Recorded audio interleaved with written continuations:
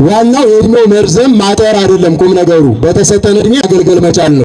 አጭር እድሜ የተሰጣቸው እነ ቅዱስ ቂርቆስም ሕፃኑ ቂርቆስ ተብለው በሰማዕትነት ክብር ይከብራሉ። ረጅም እድሜን አጠግበዋለሁ ማዳኔንም አሳየዋለሁ። የምንነጋገርበት የትምህርታችን መነሻ ይሆናል። አረጋዊ ዮሴፍ እድሜ የጠገበ እድሜው በከንቱ የባከነ ሳይሆን እድሜውን በሙሉ ፈጣሪውን ያገለገለ ፈጣሪውን የተከተለ በዓይኖቹ የእግዚአብሔርን ማዳን ያየ የተመለከተ ቅዱስ ነው ዛሬ የምናከብረው። እስቲ አክብሩት ይህን አረጋዊ። በእውነት በመጽሐፍ ቅዱስ ረጅም እድሜ የተሰጣቸው እድሜ የጠገቡ ብዙ ሰዎች ታሪካቸው ተመዝግቧል። በእድሜያቸው የተጠቀሙ መልካም ስራ የሰሩ ለትውልድ መትረፍ ለመቅሰፍት መወገድ ምክንያት የሆኑ ጸሎታቸው ተሰሚ ልመናቸው ግዳጅ ፈጻሚ የሆነላቸው የእግዚአብሔር ወዳጆች ባለሟሎች የሚባሉ ብዙ ቅዱሳን አሉ። እንዲሁም እድሜ የተሰጣቸው ነገር ግን በዚያ እድሜያቸው ምን እንዳደረጉበት ግልጽ የሆነ ታሪክ ያልተመዘገበላቸው እድሜያቸው ብቻ ቁጥሩ የሰፈረላቸው ሰዎችም አሉ። እድሜ ተሰጥቶን የባከነ ከመሆን አምላካችን ሁላችንን በቸርነቱ ይሰውረን። እድሜ ያው ሁላችሁም እንደምታውቁት ከእግዚአብሔር የሚሰጥ ጸጋ ነው። እድሜን የሚሰጥ የሚያረዝም እግዚአብሔር ነው። ነገር ግን እድሜ ዝም ብሎ የሚረዝም እንዳልሆነ መጽሐፍ ቅዱስ ፍንጮች ይሰጣል። ኦሪት ዘጸአት ምዕራፍ 20 ከቁጥር 6 ጀምሮ ስናነብ እንደምናገኘው እግዚአብሔር በሰጠ በምድር ላይ እድሜ እንዲረዝም እናትና አባትህን አክብር መልካምም እንዲሆንልህ መልካም ነገር እንዲደረግልህ ተብሎ ተመዝግቧል። እናት አባትን በማክበር መልካም በመስራት የእድሜ ስጦታ ችሮታ ከእግዚአብሔር ይገኛል። እድሜ የሚሰጠው የሚቸረው ግን እንድናባክነው ኃጢአት እንድንሰራበት አይደለም። ማንን እንድናገለግልበት ነው? እግዚአብሔርን እንድናገለግልበት ነው።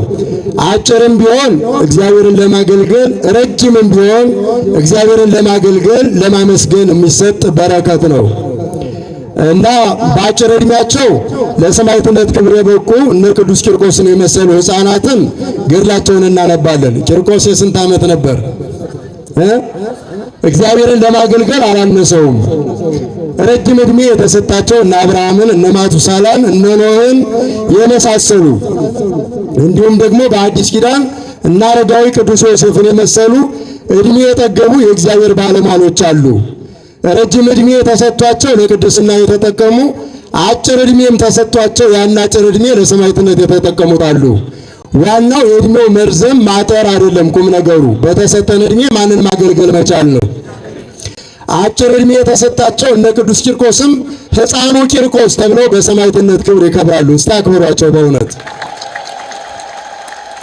በ3 ዓመት እድሜው እናቱን በሰማዕትነት አደባባይ እየሳበ ጥብይኬ እሜን ፈጽም ገድለነ እምዝዳግመ ይንመውት፣ እናቴ ሆይ ጨክኝ፣ አንድ ጊዜ በሰማዕትነት ብንሞት ሁለተኛ ሞት አያገኘንም፣ ዘላለማዊ ጸጋና ዋጋ እንቀበላለን በማለት የሚነደው የእሳት ነበልባል እንዳያስፈራት፣ የተጣደው የውሃው ፍላት እንደ ክረምት ነጎድጓድ ይሰማ የነበረው የውሃው ፍላት እንዳያስደነግጣት ልቧ ተከፍቶ ዓይኗ በርቶ ሰማያዊ ርስት መንግሥተ ሰማያትን እንድትመለከት በማድረግ እናቱን ለሰማዕትነት ክብር ለሰማዕትነት አክሊል አብቅቷታል። በስንት ዓመቱ?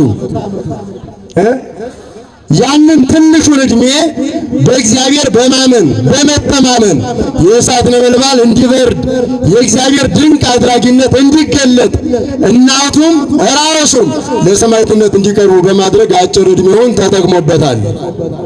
እድሜ አጠረን እድሜያችን ትንሽ ነው እንዳንል የ3 ዓመት ብላቴና ለሰማዕትነት አደባባይ ምስክር በመሆን ሃይማኖቱን ሲገልጥ የፈጣሪውን መኖር ሲያረጋግጥ ተጽፎ ተመዝግቦ እናነባለን። እድሜ የተሰጣቸው እድሜ ጸጋ መሆኑ የገባቸው የተሰጣቸውን እድሜ ለኃጢአት ለበደል ለርኩሰት ሳይሆን ለቅድስና ለአገልግሎት እግዚአብሔርን ለማገልገል የተጠቀሙ እነ ቅዱስ አረጋዊ ዮሴፍን የመሳሰሉ የእድሜ ባለጠጎችንም እናያለን። እድሜያቸው የባከነ የባዘነ አይደለም። ማንን አገልግለውበታል? እግዚአብሔርን አገልግለውበታል። እስቲ አክብሯቸው እነሱንም በእውነት አዎ በተጋድሎ ሜዳ ላይ ከሕፃንነት እስከ አረጋውያን ሁሉም በቅድስና ተሳትፈዋል። ሁሉም እግዚአብሔርን አገልግለዋል። እድሜው ያጠረ እድሜው ትንሽ በመሆኑ ከክብር አልጎደለም። እድሜው የረዘመ የእድሜ ጸጋ የተሰጠውም እድሜው በመርዘሙ ምክንያት ከቅድስና አልጎደለም። ዋናው ያጠቃቀሙና አጠቃቀሙን የማወቁ ጉዳይ ነው። እድሜያችንን እንድንጠቀምበት እግዚአብሔር አምላካችን ይርዳል። ሕፃን ሆነን እንደ ቂርቆስ አረጋዊ ሆነን እንደ ዮሴፍ እንድንጠቀምበት ማን ልብ ይስጠን። እግዚአብሔር አምላካችን ለሁላችን ልቡናውን ያድለን ማስተዋሉን ይስጠን እና በዛሬው ዕለት የምናከብረው አረጋዊ ዮሴፍ የሚመደበው ከሕፃናት አይደለም፣ ከአረጋውያን ነው። ከአረጋውያን እድሜ የጠገበ የሸመገለ የእግዚአብሔር ጸጋ የታደለው ያ እድሜው ደግሞ ለአገልግሎት የተባረከለት አረጋዊ ነው። በረከቱ በሁላችን ላይ ይደርብን። አክብሩት። በእውነት አረጋዊ ዮሴፍን ይመለከታል። ያነሳሁት ቃል ረጅም እድሜን አጠግባለሁ እስኪ በሉ፣ ማዳኔንም አሳየዋለሁ። ረጅም እድሜ ማጥገብ ብቻ አይደለም፣ ምኑንም አሳየዋለሁ አለ። ማዳኔን በዓይኖቹ ያያል፣ ይመለከታል። ይህ ከሕዝቅያስ ይልቅ ለአረጋዊ ዮሴፍ የሚቀርብ የሚስማማ ከአረጋዊ ዮሴፍ ሕይወት ጋራ በጣም ትክክል ሄዶ ግጥም የሚል የተስማማ ቃል ሆኖ እናገኘዋለን። አረጋዊ ዮሴፍ ሀብተ ንጽሕ ከተሰጣቸው አረጋውያን መካከል ነው። ያው በእርግና ዘመናቸው በኃጢአት በበደል የሚቀሉ ሰዎች አሉ አይደለም? አሉሉም እርግናቸው ሽበታቸው የሽበት ዘውድ የተደፋላቸው ለክብር ሲሆን ያን ክብር ያላወቁ ያልተጠቀሙ በእርግና ዘመናቸው በኃጢአት በክህደት ጊዜያቸውን ያባከኑ ሰዎች አሉ። አረጋዊ ዮሴፍ ግን እንደዚህ አይነት ሰው አይደለም። ሀብተ ንጽሕ የተሰጠው ሰው ነው። የንጽህና ሀብት የታደለው ቅድስና የተቸረው እድሜ ከቅድስና ከንጽህና ጋር የተሰጠው እመቤታችንን ለማገልገል ጌታችንን በስደቱ ጊዜ ለመከተል የታደለ ብቻ ሳይሆን የተመረጠ ከተመረጡ ቅዱሳን መካከል የእግዚአብሔርን ማዳን በዓይኑ ለማየት የታደለ ቅዱስ ነው አረጋዊ ዮሴፍ። በረከቱ በሁላችን ላይ ይደርብን። አክብሩት ይህን ቅዱስ። በመጽሐፍ ተጽፎ የምናነበው ስለ ክርስቶስ ስለ አምላክ ሰው መሆን መወለድ ትንቢት የተናገሩ ሱባኤ የቆጠሩ ነቢያት አረፍተ ዘመን ገጥቷቸው አምላክ ሰው ሆኖ ሲወለድ አይናቸው አላየም። በቅዱስ መጽሐፍም እንደተጻፈ እስመ ብዙኃን ነቢያት ወጻድቃን ፈተው የረአዩ አንትሙ ዘትርእዩ ወይርእዩ ወፈተው ይስምዑ አንትሙ ዘትሰምዑ ወይሰምዑ ወለክሙሰ ብፁዓት አዕይንቲክሙ እለ ርያ ወአእዛኒክሙ እለ ሰምዐ። ዛሬ እናንተ የሚያዩትን የምታዩትን ሊያዩ ብዙ ነቢያት ጻድቃን ተመኙ፣ ወደዱ፣ አላዩም። ዛሬ እናንተ የምትሰሙትን ሊሰሙ ትንቢት የተናገሩ ሱባኤ የቆጠሩ ብዙ ጻድቃን ብዙ ነቢያት ወደዱ፣ አላዩም። የእናንተ ያዩ ዓይኖቻችሁ የሰሙ ጆሮቻችሁ የተመሰገኑ ንዑዳን ክቡራን ናቸው ይላል የወንጌል ቃል። ይህ ወንጌል ከመጽሐፉ አስቀድሞ ለአረጋዊው ለቅዱሱ ለዮሴፍ ተፈጽሞለታል። ምክንያቱም ሰማይና ምድርን የፈጠረ በ15 ዓመት ብላቴና በድንግል ማኅፀን በሕቱም ድንግልና ተጸንሶ የተወለደውን አምላክ ነቢያት ትንቢት የተናገሩለትን ሱባኤ የቆጠሩለትን ነገር ግን ማየት ያልተቻላቸውን እየጓጉ አረፍተ ዘመን ገቷቸው ሥጋቸው በመቃብር የፈረሰ የበሰበሰ ነቢያት እሱ ግን እነሱ ያላዩትን ለማየት የታደለ ለማየት ብቻ አይደለም በክንዶቹ ለመታቀፍ ለማገልገል በቤቱ ውስጥ የእሱ አገልጋይ ለመሆን የታደለ የተመረጠ ሰው ማን ነው ከተባላችሁ ማን ነው? ቅዱስ ዮሴፍ ነው። ትንቢት ከተናገሩ ወንጌልን ካስተማሩ ወንጌላውያን የተለየ ክብር ያለው አረጋዊ ቅዱስ ዮሴፍ ነው። አክብሩት ይህን ቅዱስ በእውነት። ማቴዎስ ጌታችን 30 ዓመት ከሞላው ከተጠመቀ በኋላ ከቀራጭነት ተጠርቶ የወንጌል አገልጋይ ሆኗል። አረጋዊ ዮሴፍ ግን ሰማይና ምድር የማይወስኑት አምላክ ሲወለድ የዚህ ምስጢር ተካፋይ ተሳታፊ ሆኖ ጥልቅ ድንቅ የሆነውን ልደቱን ከመላእክት ጋር የተመለከተ ጌታችንን በማየት ማንም የቀደመው የሌለ ጥልቅ የነገረ ሥጋዌ ምስጢር በልቡናው መዝገብነት የሚፍለቀለቅለት ጌታችንን ለማየት ማዳኑን ለመመልከት የተመረጠ ለዚህ አገልግሎትም ደግሞ ጌታችን የመረጠው በከብቶች በረት በቤተልሔም ዋሻ ከእመቤታችን ጋር አብሮ የኖረ ይህ የተመረጠ ቅዱስ ነው። አክብሩታ። ታዲያ ክብር ይገባዋል። ይህ እኮ ዝም ብሎ የሚሆን አይደለም። ማን ሲመርጥ ነው የሚሆነው? እግዚአብሔር ያልመረጠው በዚህ ልክ ማገልገል አይችልም። ክርስቲያኖች ወንጌላውያን ለወንጌል አገልግሎት ከመጠራታቸው አስቀድሞ ወንጌል ሳይጻፍ የወንጌል ምስጢር ሳይነገር የተጻፈውን ወንጌል በቃል ሳይሆን በተግባር በዓይኑ ያየ በእጆቹ የዳሰሰ ይህ ቅዱስ የማን አገልጋይ ነው? የእግዚአብሔር አገልጋይ ነው። በእውነት ኪሩቤል ሱራፌል በመንበሩ ዙሪያ ለመቆም የሚንቀጠቀጡለትን አምላክ በክንዱ ታቅፎ በዓይኖቹ እያየ ያመሰገነ ሲሰደድ አብሮ የተሰደደ አቀበቱን ለመውጣት ቁልቁሎቱን ለመውረድ ጉልበት ያላጠረው በኃይል እግዚአብሔር የታጠረ የከበረ እመቤታችንን ለማገልገል ወደ ቤቱ ከቤተ መቅደስ ተቀብሎ ለመውሰድ እግዚአብሔር የመረጠው ያደለው ይህ አረጋዊ ትልቅ ቅዱስ ነው። አክብሩት ክርስቲያኖች። በእውነት በሀገራችን በቅዱስ ዮሴፍ ስም ማን ነው በአቡነ ተክለ ሃይማኖት በአቡነ ገብረ መንፈስ ቅዱስ በሌሎች ቅዱሳን ስም ብዙ አብያተ ክርስቲያናት አሉ። በዚህ አረጋዊ ቅዱስ ስም ግን የተሰየመው እኔም የመረጃ ጥረት ከሌለብኝ የደብረ ብቻ ይመስለኛል። ተሳስቼ ከሆነ እኔ እንጃ። እኔ በማውቀው ባለ መረጃ ብያለሁ። ሊኖር ይችላል። እኔ የማውቀው ይሄን ነው። እናንተ ሌላ ታውቃላችሁ? ጎንደር አለ እያሉ ነው። ያው እንግዲህ ያው ተማርኮ ማለት ነው ዛሬ አንድ ጎንደር አለ። እንግዲህ ደግሞ ሌላም ጋር ሊኖር ይችላል። እሱም የቅርብ ጊዜ ነው እያሉ ነው አባታችን። የቅርብ ጊዜ ነው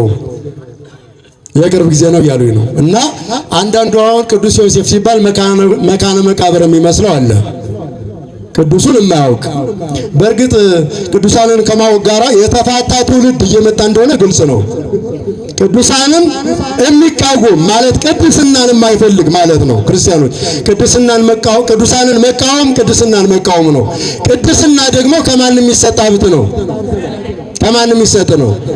ማን ለመረጣቸው ይሰጣል? ዝም ብሎ ይገኛል? እንኳን ቅድስና ርኩሰት ዝም ብሎ ይገኛል? ርኩሰት ሰዎች ለመርከስ እንኳን ወጥተው ወርደው ነው የሚረክሱት። እንኳን ለመቀደስ ለመርከስ ውጣ ወረድ ካስፈለገ ለመቀደስ ብዙ ውጣ ወረድ ያስፈልጋል። ብዙ ልካም አለ። አረጋዊ ዮሴፍ ለቅድስና የሚያበቃ መመረጥ የተሰጠው የተመረጠ ሰው ከመሆኑ በተጨማሪ መመረጡን ለበለጠ ተጋድሎ የተጠቀመ ወደ ምድረ ግብፅ ከጌታው ጋር ተከትሎ የተሰደደ ሰማዕታት ሌሎችም ቅዱሳን ክርስቶስን መስለው መከራ መስቀሉን ተሸክመው ከመሰደዳቸው አስቀድሞ ከፈጣሪው ጋር የተሰደደ ፈጣሪውን ተሸክሞ ታቅፎ የተሰደደ እግዚአብሔር የመረጠው የሰማዕታት የቅዱሳን የስደት ባራኪ ለቅዱሳን ርሳበው ተብሎ ሊጠቀስ የሚችል ቅዱስ ሰው ነው አረጋዊ ዮሴፍ። በረከቱ በሁላችን ላይ ይደረብን። ለዚህ ነው ለነዋ መዋዕል አጸግቦ ወአርእዮ አድኅኖቴ ረጅም ዕድሜን አጠግባለሁ እስኪ በሉ ማዳኔንም አሳየዋለሁ ይላል። ማዳኑን የክርስቶስን ማዳን አይቷል። አረጋዊው ስምዖን ሲናፍቀው የነበረውን ለማየት የጓጓለትን ማዳን ነቢያት የናፈቁትን ከሩቅ የተመለከቱትን የእግዚአብሔር ማዳን በዓይኖቹ ያየ የዳሰሰ ማየት መዳሰስ ብቻ ሳይሆን ለዚያ አገልጋይ ሆኖ የተመረጠ አማናዊው አምላክ በዚያች በድሃ ጎጆ ውስጥ ለማደር ያችን የእሱን የድሃ ጎጆ የመረጠበት ድንቅ ጥበቡን ሊመረመር የማይችል ከመመርመር በላይ ሀብተ ጸጋ የተሰጠው የአረጋዊ ዮሴፍ ነው። ይህን ማክበር ይገባል ክርስቲያኖች። በእውነት አረጋዊ ዮሴፍ የነበረበት ዘመን ሄሮድስ የነበረበት ጊዜ ነው። ማን የነበረበት? 144,000 ሕፃናትን የገደለ በ144,000 ሕፃናት ደም እጁን የታጠበ ሄሮድሳውያን ለኦርቶዶክሳውያን ርኩሰት የቅድስና መለኪያ ማመዛዘኛ የሚሆን ንጽህናን፣ ቅድስናን፣ የዋሃትን እምነትን አንድ ላይ አጣምሮ አስተባብሮ የያዘ ቅዱስ ርኩሰት፣ ነፍሰ ገዳይነት በሰለጠነበት ዘመን በቅድስና ከፍ ብሎ የታየ አረጋዊ ማን ነው ከተባላችሁ ማን ነው? ቅዱስ ዮሴፍ ነው። በዚያ የእርግና ዕድሜው የእግዚአብሔር መልአክ ተገልጦ ያነጋገረው ነበር ነው የሚለን። የእግዚአብሔር መልአክ በሕልሙም በእውኑም ተገልጦለታል። እመቤታችንን ከእደ ካህናት ከቤተ መቅደስ ለመቀበል እኔ እንዴት ይሆንልኛል እንዴት እችላለሁ እያለ ልቡናው ያመነታ በነበረበት ጊዜ የእግዚአብሔር መልአክ ኦ ዮሴፍ ፋሪያ ለማርያም የተንሳ ነሲዮታ ለማርያም ፍርትከ አረጋዊ ዮሴፍ እጮኛ ማርያምን ከቤተ መቅደስ ከካህናት መዳፍ ለመቀበል ምን አትበል አትፍራ።